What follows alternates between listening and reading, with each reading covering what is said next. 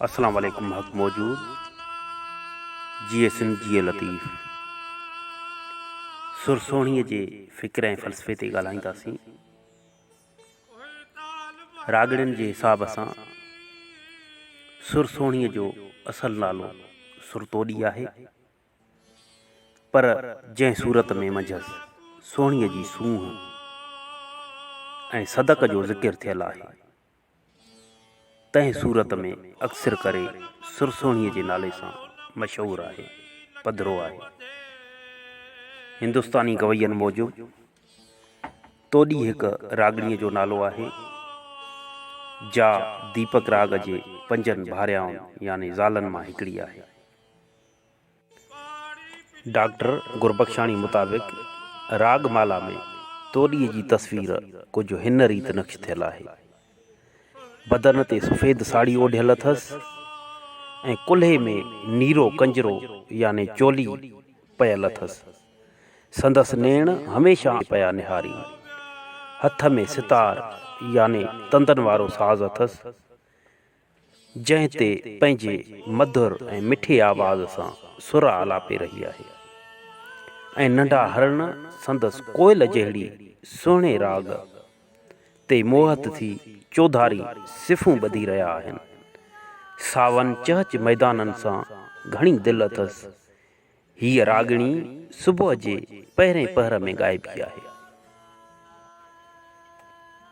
काफ़ी अॻूणा लेखक सोहिणी मिहार जे किसे खे पंजाब जे शहर गुजरात जो सोनी माहीवाल वारो किसो सम्झंदा हुआ, पर काफ़ी सिंधी लेखकनि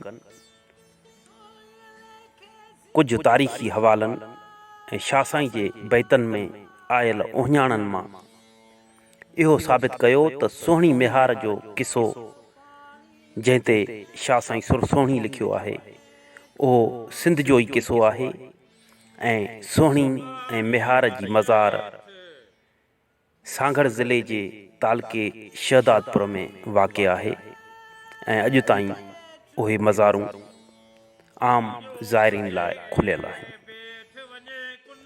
जेतोणीकि सुरसोणी में सोहिणी मिहार जो इश्किया दास्तान बयानु थियल आहे, पर हिन सुर में भिट जी घोट लतीफ़, वहदानियत, हेकड़ाई, सूफ़ीज़म जे वहदतुल वजूदी फ़िक्र समेत कई रूहानी, इनक़िलाबी ऐं समाजी राज़ असांखे तमसीली तौरु सम्झाया आहिनि।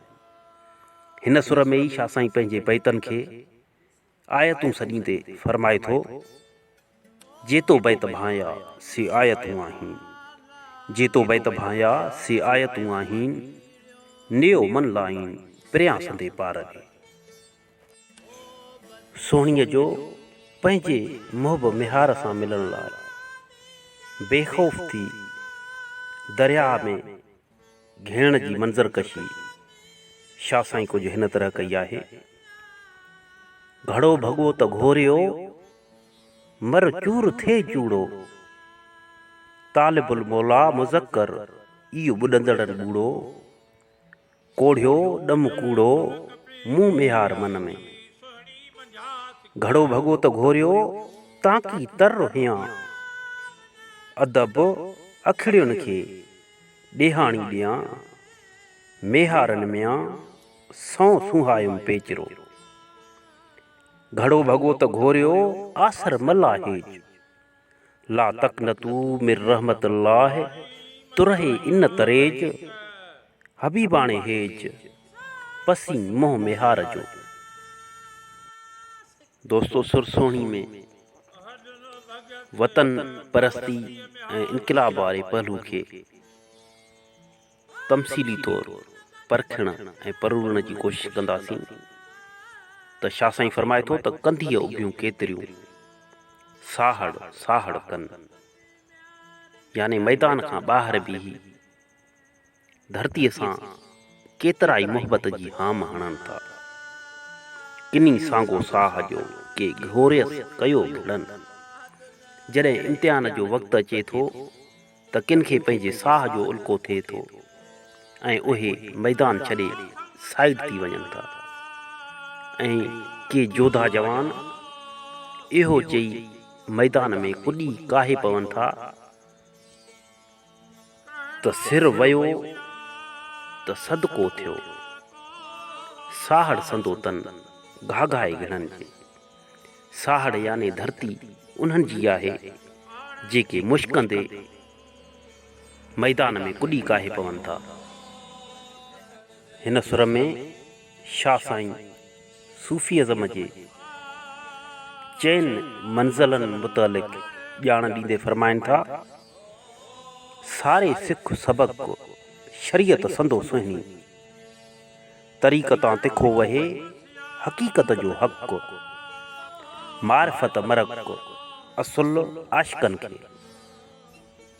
वरी अॻिते हली सोहणीअ खां मोहबत जो सबक सिखण जी ॻाल्हि कंदे फ़रमाइनि था, सियारे सिहरात में जा घिड़ी वसंदे मींहं, हलो त पुछूं सोहिणी जा करे ॼाणे नींहं, जंहिंखे रातो ॾींहं मेहार ई मन में।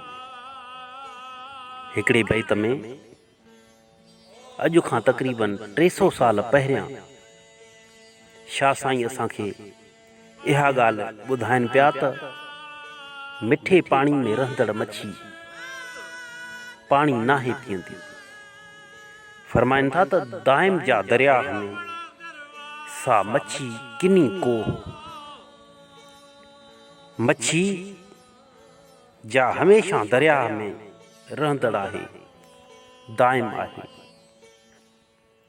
सा छो बदबू वारी थिए थी, उन में खिख छो थिए थी। पहिरें बैत में सवाल पिया कनि, वरी ॿिए बैत में पंहिंजे सवाल जो पाण ई पाण जवाबु ॾियनि था, आहेसि इहो अंधो पाणी किथे त पीआं, उनखे फ़िकिर आहे, उनखे ॻणती आहे, उनखे अंदोह आहे त पाणी किथां पीआं। इन जे करे हुन में खिख थिए थी, छो त हू वक़्त सिर फ़ैसिलो नथी करे सघे। ऐं इन बैत मां असांखे इहो दर्स ॾियनि था त असां बि पंहिंजे फ़ैसिलनि में कोताही करण खां बहितर आहे त वक़्त सिर फ़ैसिला करियूं ऐं कामयाबी माणियूं। सुरसोणी में वरी वहदतुल वजूदी फ़िकिर ऐं मंसूरी माम कुझु हिन तरह बयानु कनि था, साहड़ सा सुहिणी साइर पिणु सोई, आहे निजोई ॻुझ ॻुझांदड़ ॻाल्हिड़ी, जरथर तिख तमार वण टिण वाई हेकड़ी, सभे ई शइ थिया सूर्य सज़ावार, हम मंसूर हज़ार कहिड़ा चाढ़ियो चाढ़ीअ, सबत पचार पिरियन जी सबत हो तो हुजूर, मुल्को मिड़ियो ई मंसूर कोई कोहंदे केतिरा। सुरसोणी जे फ़िक्र ऐं फ़लसफ़े ते अगरि वेही लिखिजे त कई किताब लिखिजी वञनि, अगरि वेही ॻाल्हाइजे त कई ॾींहं लॻियो वञनि, तॾहिं बि सुरसोणी जे फ़िक्र ऐं फ़लसफ़े ते मुकमल तरह नथो ॻाल्हाए सघिजे। आख़िर में पंहिंजे ॻाल्हि ॿोल जो इख़्तिताम हिकु अहिड़े सुहिणे सुखुन, हिकु अहिड़े नसीहत ऐं हिदायत सां कंदुसि जंहिंमें शाह साईं पाणीअ में लुढ़ंदड़ कचनि काननि ऐं काहनि खां ज़िंदगीअ जो सबक सिखण जी ॻाल्हि कंदे फ़रमाइनि था, कची कानी कांह ॿुॾा कढे ॿार मां, या लंघाए लतीफ़ चए या धुरियां करे दांह, कमाहकूं कखनि जी आहे ॻाल्हि आगाह, जेकी ॾे ॿुॾनि खे ॿांह, ना त साणनि वञनि सीर में। अचो त मुर्शिद लतीफ़ जे बैतनि आयतुनि ऐं नसीहतनि खे पढ़ूं, परखूं, सम्झूं, परूणियूं ऐं उन्हनि खां सबक़ हासिल कंदे इंसानियत जे दर्दनि जो दरमान बणिजूं।